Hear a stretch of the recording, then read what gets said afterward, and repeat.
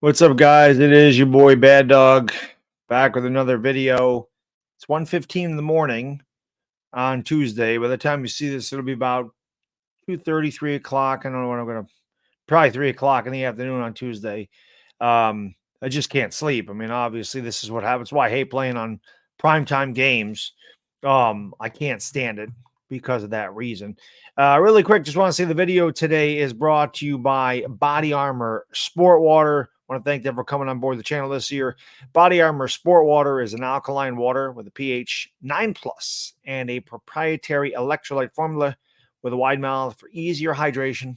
Body Armor Sport Water is built for all-day hydration for the athlete and all of us. It is also brought to you by mybookie.ag. And if you went to mybookie.ag last night and picked the Seahawks, obviously you are loving life and you probably took the under and you probably won there too. You go to mybookie.ag, enter the promo code BADDOG, you'll get a cash reward bonus. And you can do a lot of things at mybookie.ag. You can play a couple, you can play a parlay, you can get out early, you can let it ride, you can play the casino games, a lot you can do. But if you go to mybookie.ag and enter the promo code BADDOG, they're going to give you free cash to play.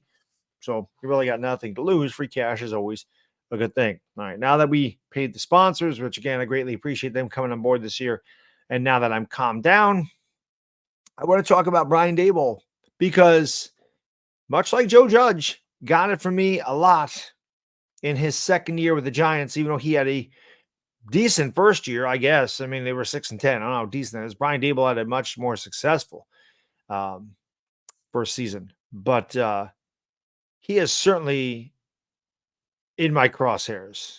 And I'll be honest, I've said this before recently, and I will say it again. I am not defending anybody on this team. I'm not defending Daniel Jones. I'm also not here to kill Daniel Jones because his offensive line gets him killed.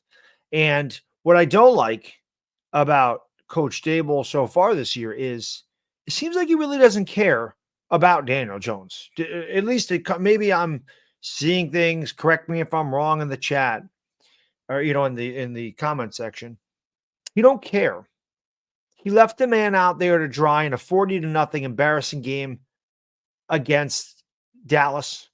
He refuses to run the ball against Seattle, allows his quarterback to get sacked 11 times.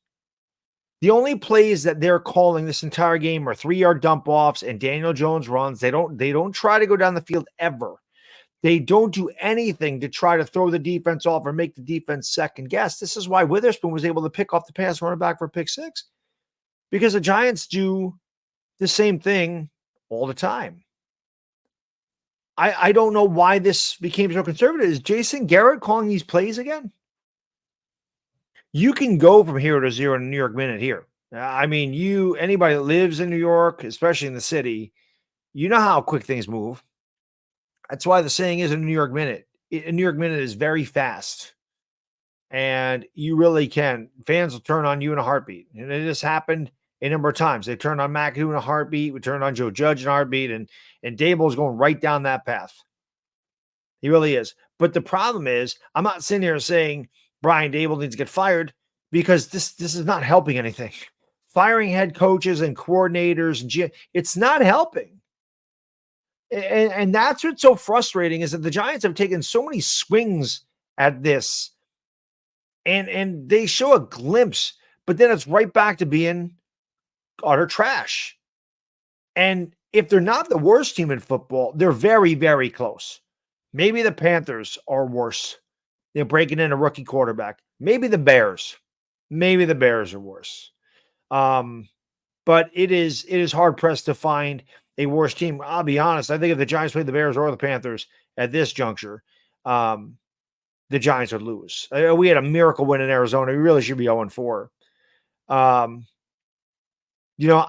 said this before on Twitter, and people say, you're not criticizing Daboll and Shane enough, because I did ask. I watched the way Daboll treats Daniel Jones, and I think he treats him like shit, if I'm being honest. The way he kind of showed him up, flipping the tablet. I understand. That was a gigantic play in the game. I mean, as bad as the Giants had played, if they score a touchdown there, it's 14-10 or 14-11 if they go for 2, or 14-9 if they go for 2 and miss.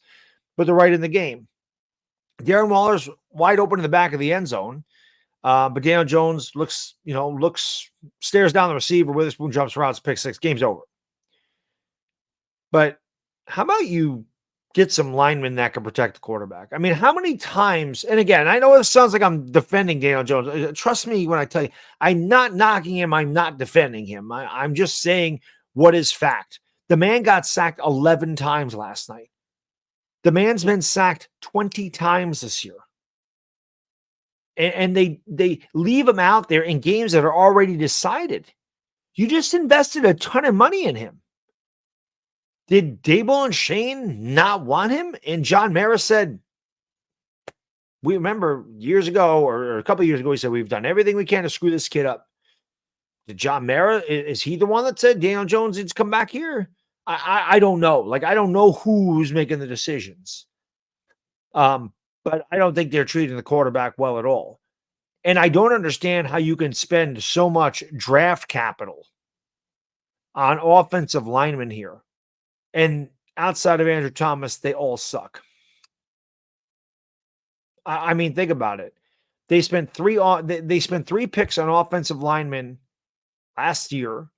They spent a pick on John Michael Schmitz this year. You know, they drafted Parrott, they drafted Lemieux, they drafted Thomas, they drafted Evan Neal. Like I said, they drafted McKeithen, they drafted Azudu, they drafted John Michael Smith, and yet it's worse. How can you spend that much draft capital in the offensive line and miss time after time after time? Has Daniel Jones played well this season? Absolutely not. Does he have a chance to play well?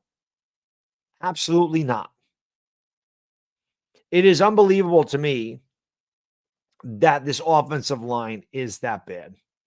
It is absolutely baffling to me that the defense is as bad as it is too. They don't tackle. They play with no life. This team just looks dead. They played so hard for Brian Daboll last year, and this year, it doesn't look like they're even interested. They do not compete. They look like they don't belong on the field with some of these teams. Last year they competed. Last year they came from behind a lot. And they got behind, they came back to win a lot of games. They had a lot of things go their way, but they also did the simple things. They didn't commit 6 penalties on special teams in a game. They didn't allow 11 sacks last year in a game. You know what I mean? They didn't turn the ball over the way they're turning it over now. And yeah, again, I'm not sitting here making an excuse for Daniel Jones. He's got to do better. He got paid $160 million. You have to play better at some point. I mean, he has to. But I don't know what's going through his head. I've seen him get better. I get faith in him. Then I watch him regress. But when Daniel Jones is constantly getting battered and beaten and hit every time he drops back, and sometimes he's not even hitting his back foot and he's getting knocked to the ground. What can the guy do? How about you go to some max protect at some point? Try to protect him. I mean, run the ball. I mean, I understand Saquon Barkley was injured and has been injured, but you ran the ball effectively on the first drive. You did it against Dallas as well. And it's like they go for it on fourth down. They don't get they don't convert. You should have never ran that push-tush thing. Our line's not good enough to do that from a full yard away. That's usually a play that's reserved for like 4th and inches, 4th and a foot. The play calling's been horrendous. The team looks out of sync, undisciplined. They're unraveling. All the good vibes the team had last year are not there this year. That's coaching. The execution is coaching. The inability to line up and substitute correctly is coaching. But the problem is, like I said earlier in the video, you fire Daboll, you fire the coordinators. What does it get you? We've been doing this same song and dance since they fired Coughlin. And outside of one playoff win and 2 playoff appearances, in 7 years, this team has been an absolute disgrace, and it continues to be a disgrace. And as a fan, it is extremely frustrating. I talked about it last night in the video. I think all my anger is gone. I really do. I went through the grief. I was pissed off. Like, I was really mad last night. I try, and I feel bad because I kind of blew up on Chris's stream, and I didn't mean to do that. I was trying to get to my post game so I could just let off some steam. Those post game videos are very cathartic for me. Like, they really made me mad because, again, I invest my heart and soul. Like, I love the Giants. I love them. I mean, they've been a part of my life, a big part of my life for 40 years. It goes through my bloodlines. Like, my grandfather been rooting for the Giants. Well, he's passed away, but I mean, he was rooting for the Giants since their inception. Then, of course, my dad, God rest his soul. And when my son is ready to watch football and he's getting there, obviously he can't watch a full game because, I do the streams. But as he gets older and we watch some football together and he starts to get a little better, it's a word I'm looking for, attention span, I can't wait to take him to some football games and pass that bloodline down to him. So I love them. They're in my blood, but again, I sit and I think to myself, why do I care? Why do they make me that mad? Like, what do I get so mad about? My wife says it best. I scream at the TV. She goes, "What are you screaming for? They can't hear you." But I got to let that out. And it's just something. That's why I need those post game videos. Also, I'll be live tonight. If you're making it this far, I'll be live tonight for the therapy session. You know how we do that. I'll react to Coach Daboll's video or press conference there. And I'm sure I'll have a lot of Giants content. And unfortunately, it doesn't seem like it's going to be good content. I mean, I mean, it sounds stupid to say, I was utterly pissed off last night. That's the heat of the moment. That's what happens. I'm an emotional guy. It is what it is. But 1-3, it doesn't look like it's getting any better. We got two of the toughest teams in the league coming up. We know what Miami does in offense, and we saw what Buffalo did to Miami. And those are our next two games. The Commanders, no walk in the park. They look a lot better. And then we have the Jets, and the Jets went toe-to-toe with the Chiefs. I mean, the Giants still have the Cowboys again. They have 2 with the Eagles. We beat the Raiders. It just doesn't look it doesn't look promising. But Coach Daboll has a lot to answer for. And the fact that this team has just fallen off a cliff. They've just fallen off a cliff. Like, I don't understand. I understand that I understand that they overachieved last year. I get that. I get it. And I get that the schedule was a lot tougher.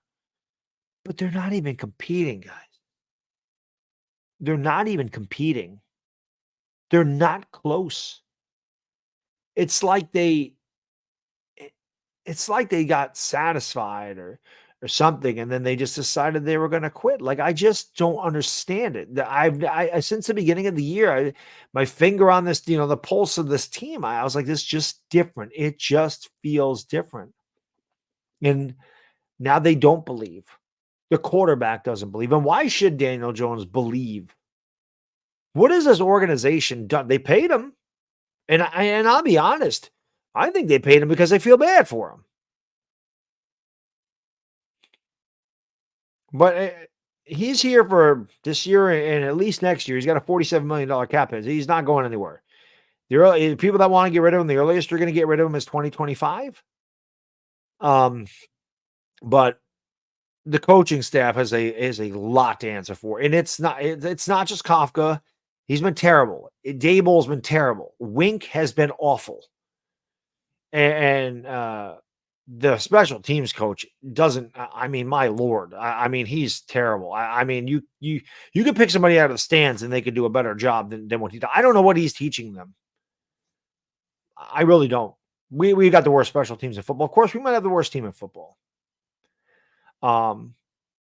It's just sad at this point, man. It really is. It's depressing to know that I have 4 more months of this pretty much. And no, I guess it's 3, right? October, November, December. Then you got a couple games in January. But like a fool, I'll keep watching. I'll keep rooting. I know last night, you say things you don't mean when you're mad. You say, I hate this team. I'm done. I'm not watching them. And that's not true. If I could get through 2021, I could get through anything. And unfortunately, looks like another 2021, another 2017. It's like we make the playoffs and then we just have the worst season in the history of the franchise. It's very difficult to explain, but the fact that this team is undisciplined and they look unprepared and unenthusiastic and just like they sleepwalk through the game has a lot to do with the coaching. So as much as I loved Coach Daboll and still do, I still, but he certainly, like I said, he is in my crosshairs because when a team performs this poorly, to me, that speaks a lot about the coaching staff because this is not just one player. I know it's in vogue to blame the quarterback. I know people want to kill Daniel Jones. I mean, I saw even Eric Armstead on Twitter bashing Daniel Jones. I've never seen other players take a shot at a quarterback as much as Daniel Jones gets verbally abused. And I don't know why. Like, I don't know what Daniel Jones did to any of these people. Did he sleep with their wife or something? Like, it's like players just cannot wait to take a shot at this guy. And I don't know what he ever did to anybody. Maybe he's an ass. He doesn't seem like an ass in real life. Maybe he is. I don't know. But, if you want that stuff to stop, you got to step your game up. And he has it. And I think coaching has a lot to do with that. And the fact that the kid gets knocked around every single time he drops back.